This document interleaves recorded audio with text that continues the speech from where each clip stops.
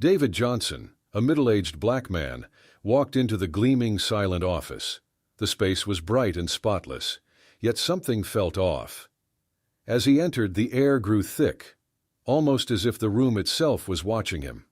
Eyes turned his way, staring coldly, and whispers crept around like shadows in the light-filled space. The polished glass and shiny floors looked sharp and unwelcoming, and every step seemed to echo louder than the last, making the space feel smaller, as if it was closing in around him. David could feel their judgment, heavy and chilling, as though he had walked into a place where he wasn't welcome. People glanced at each other, murmuring, their expressions as if they couldn't believe he belonged there. But David stood tall, holding firm against the silent hostility. Today was different. He was here with a purpose, a mission, and he wouldn't let their stares or whispers stop him. The office was like something out of a fancy magazine, glass walls, spotless floors, and awards on every wall. It looked impressive, but there was a coldness to it, like a place meant to show off power more than anything else.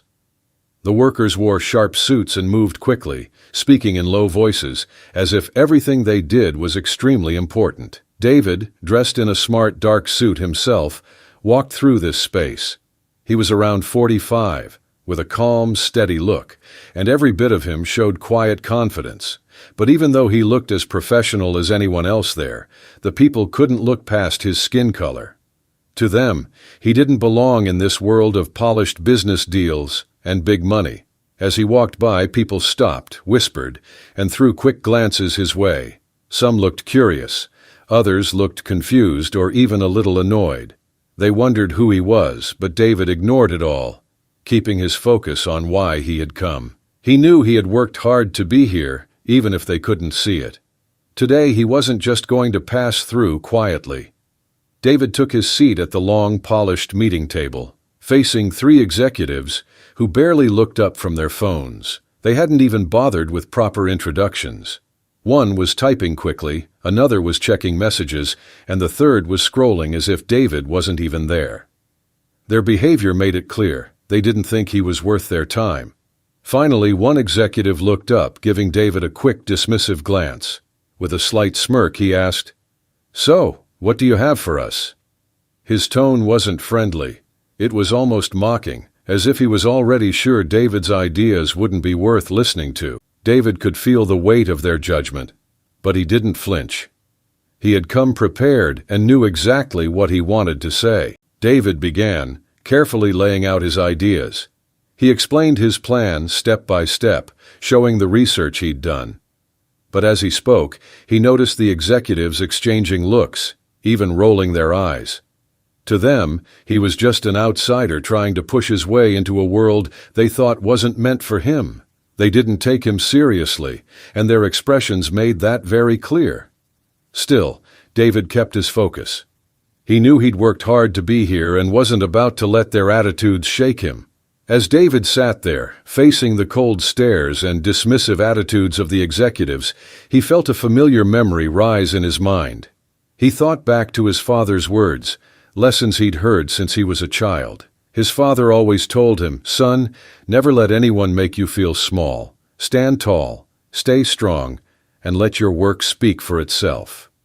Those words had carried him through countless tough situations, and today they were echoing in his heart again. David knew he wasn't here to prove himself to anyone. He had already proven himself many times over.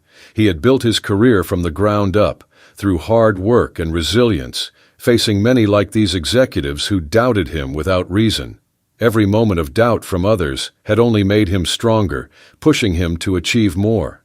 As he looked at the executives, he felt a quiet strength within him. This was his journey, his path, and he knew he was worthy of being here. He would let them think what they wanted. In the end, he was certain his work would show them the truth. Across the room, a young employee named Rachel quietly observed everything unfolding. She had only been working at the company for a few months and didn't hold any real influence or power. But Rachel was sharp and noticed details others often missed. She had done her research and knew exactly who David Johnson was. David was known in the business world for his intelligence and for turning small ideas into big successes. She knew he wasn't just anyone walking in off the street. As she watched the executives ignore him, Rachel felt uneasy. She could see how they looked at him, dismissing him without a second thought, just because he didn't look like the usual business partner they expected. But she stayed quiet, knowing it wasn't her place to speak up.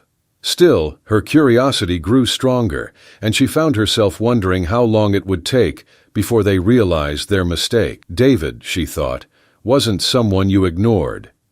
Watching the scene, Rachel knew that sooner or later the truth would come out, and she wanted to see it happen. David continued presenting his ideas, speaking clearly and with confidence. But the executives barely looked at him.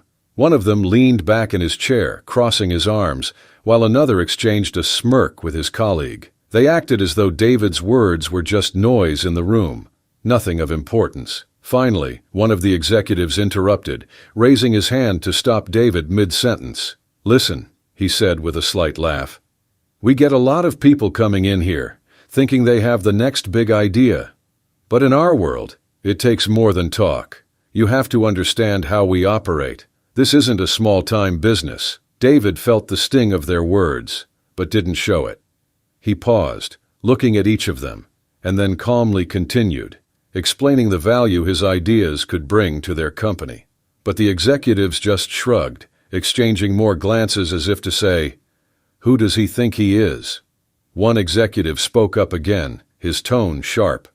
"We appreciate your enthusiasm," he said, barely hiding his disdain. "But maybe you should look into businesses that might be a better fit for you." The room was quiet, filled with tension. David took a deep breath, realizing they had already judged him, but he remained calm. He wasn't here to impress them. He was here with a mission, and he wasn't backing down. After a moment of silence, David stood up, looking directly at each of the executives. The calmness in his expression made them pause, sensing something they hadn't before. Then, with a steady voice, he said, "I didn't come here to ask for your approval or to impress you. I'm here to buy this company." The room froze. The executives' smug smiles disappeared, replaced with shock. They looked at each other, trying to process what they had just heard. One of them finally stammered, "Excuse me, what did you just say?" David repeated, "I'm here to buy this company. I've done my research, I know the numbers, and I know exactly what I'm offering. This isn't a request, it's an offer." The weight of his words hit them hard. The executives, who had been so sure of themselves a moment ago, now sat speechless. Rachel, the young employee, couldn't help but smile slightly from the corner of the room. She had known all along that David wasn't someone to be dismissed, and now everyone in the room could see it too. The power in the room had shifted. David held all the control now, and the executives knew it. Their judgment and assumptions had led them to this very moment, and now they were the ones unsure of what to do. The room stayed silent as David stood, his offer hanging in the air. The executives, who moments ago had looked down on him, now sat there, uncertain and humbled. They had misjudged him completely, and now they realized the price of their assumptions. One of the executives finally spoke, his voice shaky. We didn't realize who you were. We had no idea." He tried to recover, offering a weak smile. But the confidence he once showed was gone. The other two executives just looked down, unable to meet David's eyes. David simply nodded, a slight smile on his face. "Respect isn't something you decide based on looks. It's something that's earned and given in return," he said calmly. "Today, you judged me without knowing anything about me. But I didn't come here to teach you a lesson. I came here to make a change." Rachel watched from her corner, feeling both inspired and relieved. She had seen the unfairness in the room, and now she was seeing a new balance. David's actions had not only surprised the executives, but had also shown her the power of standing strong. As David turned to leave, the executives looked at each other, clearly shaken. They knew this moment would stay with them, a reminder of the dangers of judgment and the need for respect. As David walked away from the meeting, his message hung in the air. He hadn't just come there to buy a business. He had shown everyone in the room that respect and fairness are worth more than any amount of money. David had faced judgment that day, but he hadn't let it hold him back. Instead, he turned their assumptions upside down, showing them that real strength doesn't come from appearances or background. It comes from character and purpose. Now, think about your own life. Have you ever felt judged or underestimated just because of how you look, where you come from, or who you are? Or maybe you found yourself judging someone without really knowing their story. David's story is a reminder to each of us. Take a moment to pause and see people for who they truly are. Respect goes beyond the surface, and understanding goes deeper than appearances. If this story inspired you, share your thoughts in the comments. Let us know if you've ever faced a moment like David's, where you had to show your strength and courage. And don't forget to like, subscribe, and keep watching for more stories that reveal the power of courage, self-respect, and open-mindedness. Let's all challenge ourselves to see each other in a new way. As David stepped out of the building, he left behind a room full of executives who would never forget this day.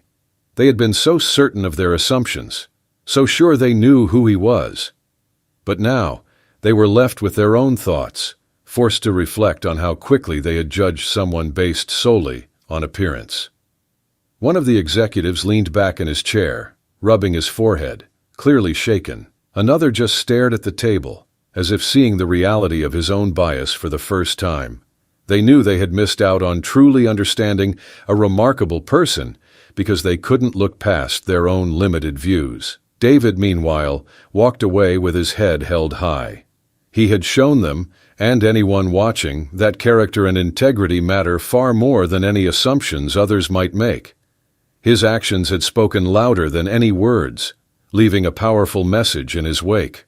This story isn't just about David. It's a reminder for all of us. The next time you find yourself judging someone, take a moment to ask, do I really know their story? True respect starts when we see people for who they truly are, beyond appearances.